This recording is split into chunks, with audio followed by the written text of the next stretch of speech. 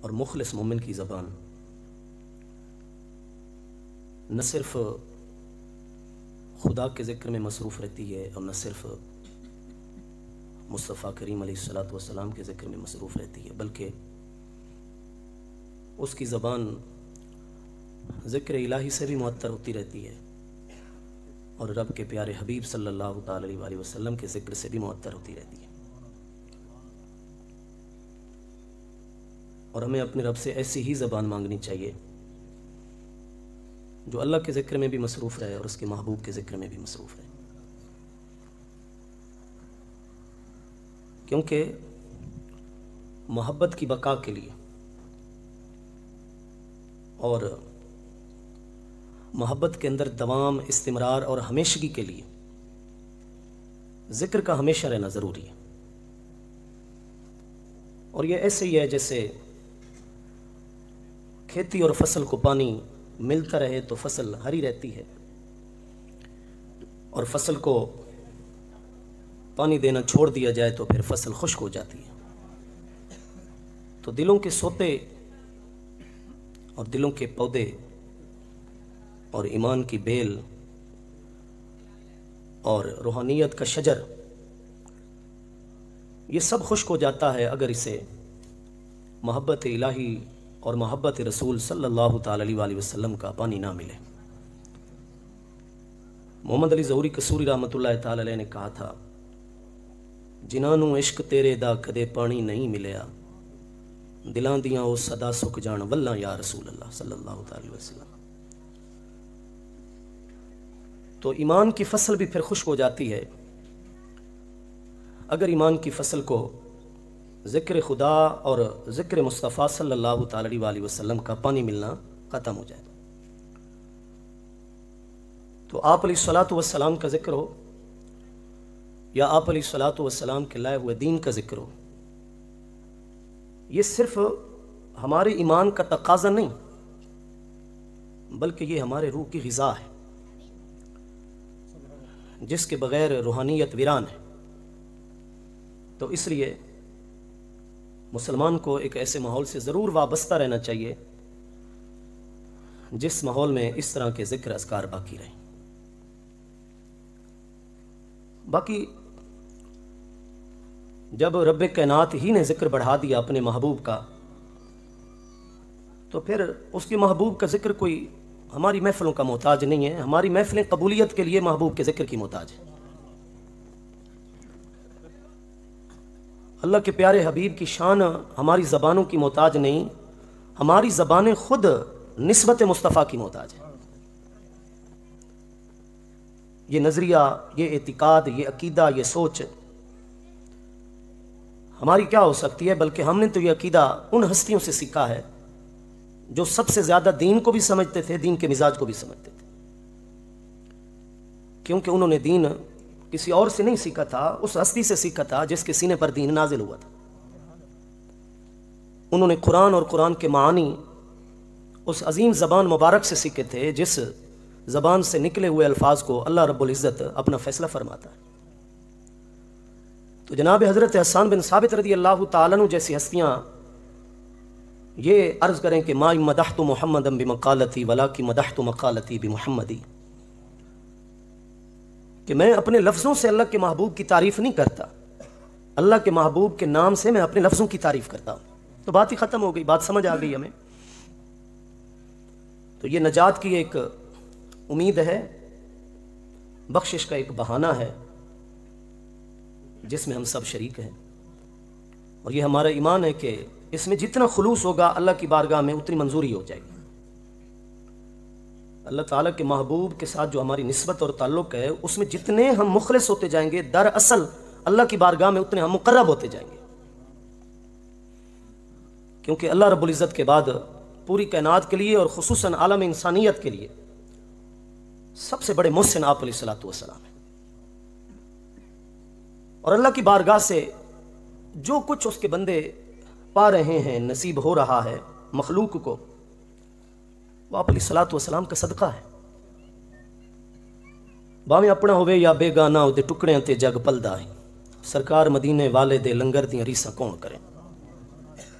تو یہ لنگر آپ علیہ الصلوۃ والسلام کا ہے. ان جمیع الخلق یاکلون من رزقہ صلی اللہ تعالی علیہ وسلم، ساری مخلوق آپ علیہ الصلوۃ والسلام کا صدقہ کھا رہی ہے. یہ بزرگ ہمیں سمجھا گئے. تو آپ علیہ الصلوۃ والسلام ہی کے توسل سے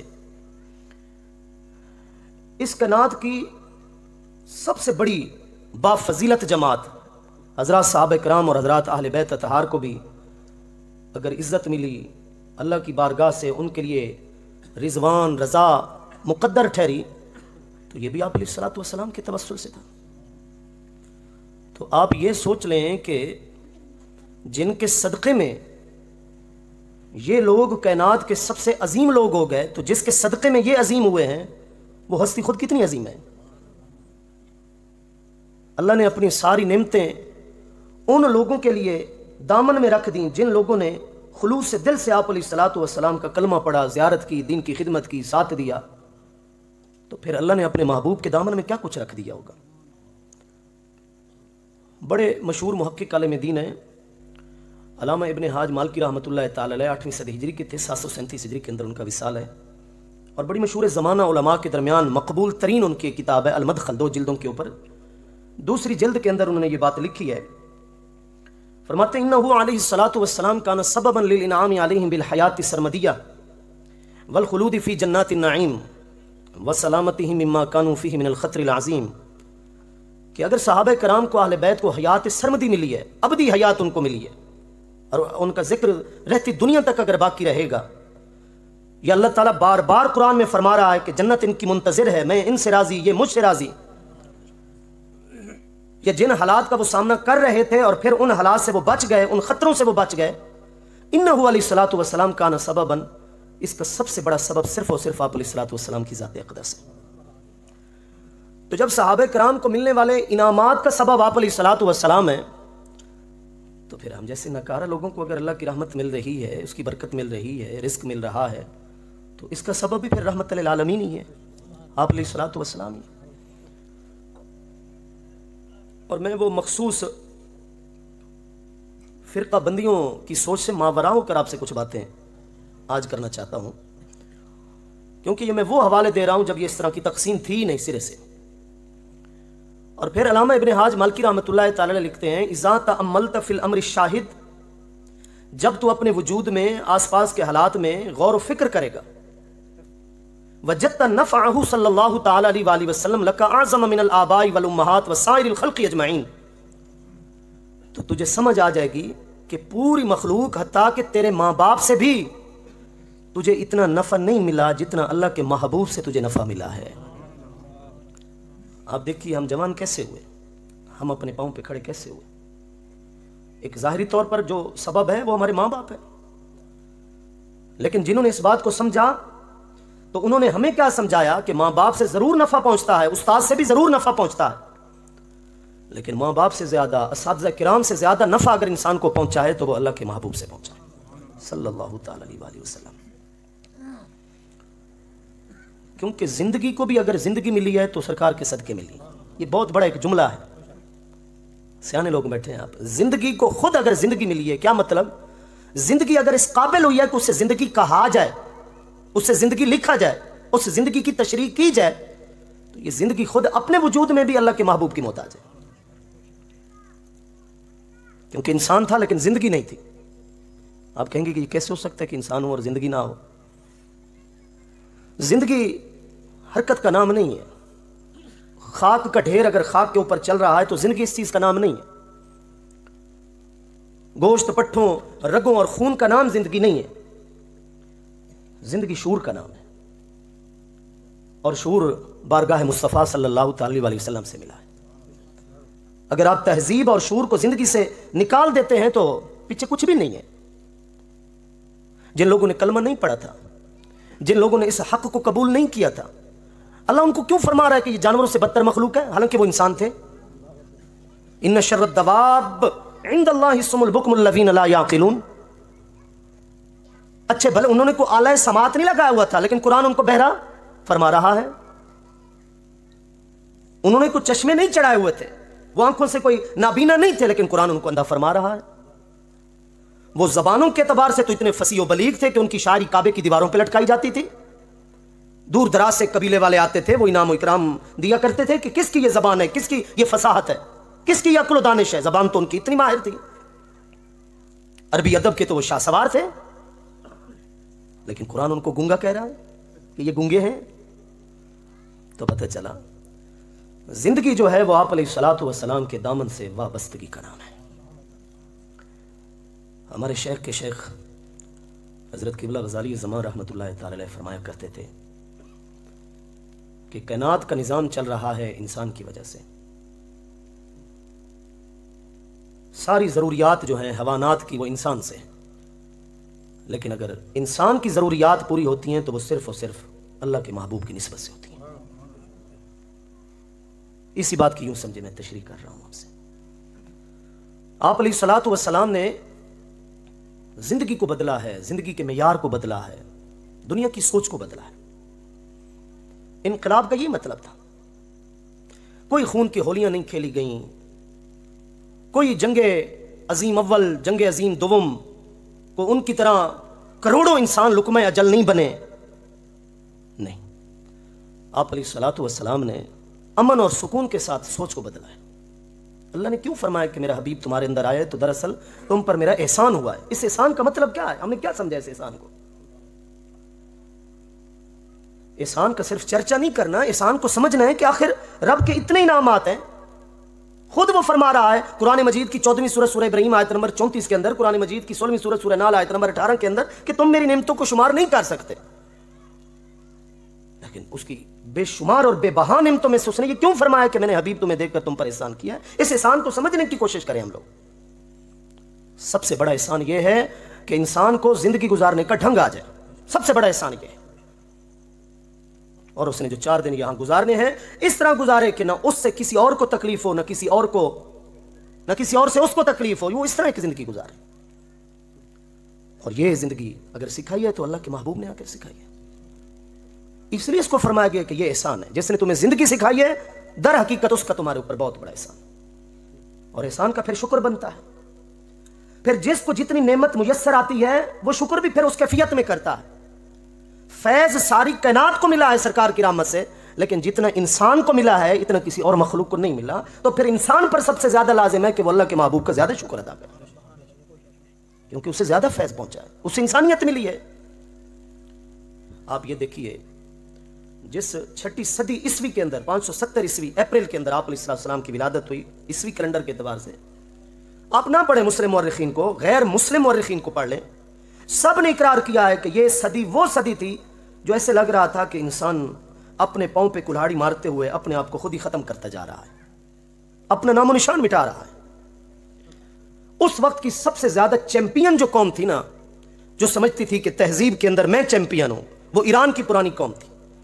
لیکن اس ایران کی قدیم تاریخ آپ پڑھ کر دیکھ لیں, ایران کے بادشاہ نے سگی بیٹی سے نکاح کر رکھا تھا. میں مان لیتا ہوں کہ آج سے چند سال پہلے جو رشتوں کا ادب, رشتوں کا احترام یا جو وہ معیار تھا وہ اب نہیں ہے, ٹھیک ہے, لیکن پھر بھی اتنی بھی مایوسی غلط بات ہے اور حقائق سے آنکھیں چرانے والی بات ہے. اب بھی کچھ گھر ایسے ہیں کہ جیسے سگی بہن کا سگا بھائی اس کی عزت کا محافظ ہوتا ہے, چچا زاد بھائی بھی محافظ ہے, خالہ زاد بھائی بھی محافظ ہے, مامو زاد بھائی بھی محافظ ہے. اب بھی الحمدللہ بعض گھر ایسے ہیں جن میں اس رشتوں کا تقدس کا خیال یوں رکھا جاتا ہے. تو جو کچھ باقی ہے, جو باقی نہیں ہے وہ ہماری کوتاہیوں کی وجہ سے, اور جو کچھ باقی ہے تو یہ کس کا فیض ہے؟ یہ آپ علیہ السلام کا فیض ہے. لیکن آپ قدیم عربی شعراء کو پڑھیں. عربی شعراء کا جو سردار شاعر تھا امرؤ القیس, امرؤ القیس کے اپنے سگی پھپھی کی بیٹی کے ساتھ ناجائز تعلقات تھے, اور اس نے ناجائز تعلقات کو عربی شاعری میں لکھ کر اس نے کعبہ کی دیوار پر لٹکا رکھا تھا. شرم و حیا کا کیا نظام ہی نہیں تھا, کچھ بھی نہیں تھا. یہ تو میں مثالیں آپ کو دے رہا ہوں. ایک ہے سگی ماں جس کے رحم سے, جس کے پیٹ سے بچہ پیدا ہوا. ایک ہے دوسری سوتیلی ماں, یعنی اس کے باپ کی دوسری منکوہ اور بیوی. ہمارے یہاں سوتیلی ماں کا آج بھی احترام سگی ماں کی طرح کیا جاتا ہے الحمدللہ, کیونکہ وہ باپ کی منکوہ ہے, باپ کی زوجہ ہے. سگی ماں نہ صحیح, لیکن باپ کی جب وہ بیوی ہو گئی تو وہ ماں کی طرح ہو گئی. لیکن جس دور میں آپ علیہ السلام تشریف لے کر آئے, باپ کے مرنے کے بعد بیٹا صرف جائیداد کا وارث نہیں بنتا تھا، وہ جو باپ کی منکوہ ہوتی تھی، وہ جو ستیلی ماں ہوتی تھی، اس کا مالک بن کر اس کا شوہر بن جاتا تھا اور وہ اس کی بیوی بن جاتی تھی۔ عالم تو یہ تھا۔ کیوں رب العزت نے فرمایا قرآن مجید کی 62 نمبر سورہ جمعہ آیت نمبر 2 کے اندر وَإِن كَانُوا مِن قَبْلُ لَفِي ضَلَالٍ مُبِينٍ، کہ میرے حبیب کی آمد سے پہلے کھلا گمراہی تھی چاروں طرف، اگر یہ ہدایت کا نور تقسیم ہوا ہے تو میرے محبوب کے نور سے تقسیم ہوا ہے۔ وہ نور ہدایت لے کر آئے، وہ نور ہدایت لے کر آئے۔ آپ دیکھیے اوس اور خزرج، لفظ سنا ہوگا آپ نے جو حضرات مطالعہ کرتے رہتے ہیں، تھوڑی بہت بھی چلو سیرت پڑھتے رہتے ہیں۔ اوس اور خزرج کانا اخوین لی ابن و ام، سگی ماں سگے باپ کے دونوں سگے بھائی تھے، ایک ہی ماں باپ کے دونوں سگے بھائی تھے، اوس اور خزرج۔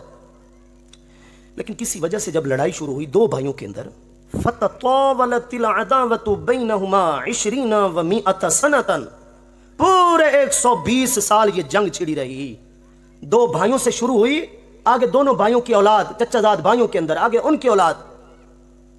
لیکن یہ جنگ کہاں آ کر ختم ہوئی؟ کس نے آ کر ختم کی؟ میرے آقا کریم علیہ التحیۃ والتسلیم جب مکہ سے مدینہ شریف کی طرف ہجرت کر کے آئے، اوس اور خزرج کی وہ عداوت مشہور تھی کہ لوگ مثالیں دیا کرتے تھے اوس اور خزرج کی، کہ میں تیرے ساتھ وہ دشمنی رکھوں گا جیسے اوس اور خزرج کی دشمنی چل رہی ہے۔ لوگوں نے اس کو محاورہ بنا لیا تھا، لوگوں نے اس کی مثال بنا لی تھی، لیکن یہ سب مثالیں مٹ گئیں، یہ سب محاورے مٹ گئے۔ وہ لوگ آپس میں شیر و شکر ہو گئے، ان کے دل جڑ گئے، وہ ایک دوسرے کی عزت کے دشمن تھے، وہ ایک دوسرے کی عزت کے محافظ ہو گئے۔ کس کے دم سے؟ میرے آقا کے دم سے، میرے آقا کی تشریف آوری سے۔ اس کو کہا گیا کہ میں نے حبیب کو تمہارے اندر بھیج کر تم پر احسان کیا ہے، کہ تم تو ایک دوسرے کے دشمن تھے۔ اس وقت کو یاد کرو جب تم ایک دوسرے کے اتنے دشمن تھے کہ اس دشمنی کی وجہ سے تو تم جہنم کے گڑھے کے کنارے پہ پہنچے ہوئے تھے، یہ گرے وہ گرے، آج گرے کل گرے، یہ تمہاری حالت تھی۔ قرآن مجید کی تیسری سورہ آل عمران آیت نمبر 103 کے اندر فرمایا میری اس نعمت کو یاد کرو جب تم آپس میں دشمن تھے، فَأَلَّفَ بَيْنَ قُلُوبِكُمْ فَأَصْبَحْتُمْ بِنِعْمَتِي إِخْوَانًا، میں نے تمہارے دلوں کو جوڑا، میں نے تمہیں بھائی بھائی بنایا۔ وَكُنْتُمْ عَلَى شَفَا حُفْرَةٍ مِّنَ النَّارِ، جہنم کے کنارے پہ تم پہنچ چکے تھے، فَأَنْقَذَكُم مِّنْهَا، اپنے حبیب کو تمہارے اندر بھیج کر میں نے تمہیں بچا لیا۔ یہ تو اللہ نے خود اپنے محبوب کی آمد کی برکتوں کو خود بیان کیا ہے کہ میرے محبوب کے آنے سے پہلے کیا حالات تھے اور میرے محبوب کی تشریف آوری کے بعد دنیا کے حالات کیسے بدل گئے۔ تو میں نے وہ جو بات ایک آپ سے کی نا، جہاں سے یہ میں ساری تشریح میں چل رہا ہوں، کہ اصل انقلاب نبوی جو ہے نا میرے آقا کریم علیہ الصلوۃ والسلام کا جو ایک انقلاب ہے اور کرنے کا جو آپ کا کام ہے وہ یہ تھا کہ آپ نے زندگی کے معیار کو بدلا ہے، اور آج اس دنیا کو پھر ضرورت ہے اسی معیار کو اپنانے کی جس معیار کو آپ علیہ الصلوۃ والسلام نے پیمانہ بنایا تھا۔ اگر ہم نے اس معیار کو نہ اپنایا اور زندگی کو ان پیمانوں سے نہ گزارا اور زندگی کے زاویے وہ نہ بنائے جو سرکار بنا کر گئے، تو پھر سوڈان سے لے کر مصر تک، ترکی سے لے کر عرب کے جزیروں تک، پاکستان سے لے کر ڈھاکہ تک، کیا عراق، کیا یمن، کیا شام، کیا مصر، 1.5 ارب سے زائد مسلمانوں کی جو حالت ہے وہ ہمارے سامنے ہے۔ وجہ کیا ہے؟ کہ دلوں میں محبت ہے الحمدللہ، اور یہ تو ہماری گھٹی اور فطرت میں شامل ہے۔ اللہ کرے یہ محبت اور بڑھتی رہے۔ وہ ایبٹ آباد کا ایک شاعر ہے رستم نامی اس کا تخلص ہے، اس نے کہا کہ چند فیصد سے زیادہ تو نہیں، میں گناہ گار حد سے زیادہ تو نہیں، ہے محبت اپنے بال بچوں سے بھی پر محمد سے زیادہ تو نہیں۔ بڑی محبتیں ہمیں، لیکن الحمدللہ اللہ کے محبوب سے زیادہ تو کسی سے محبت نہیں ہے۔ لیکن میں کہہ رہا ہوں کہ ضرورت ہے اس زندگی کے معیار کو اپنانے کی جو معیار آپ علیہ السلام بنا کر گئے، جس میں امیر اور مالدار کبھی غریب کو حقیر نہیں سمجھتا، اور جس میں غریب اپنی غربت کے باعث کبھی للچائی ہوئی نظروں سے امیر کو نہیں دیکھتا، بلکہ اللہ کی دی ہوئی نعمتوں کا وہ اپنی جگہ شکر ادا کرنے میں مصروف رہتا ہے۔ یہ وہ معیار تھا جو آپ علیہ السلام نے بنایا۔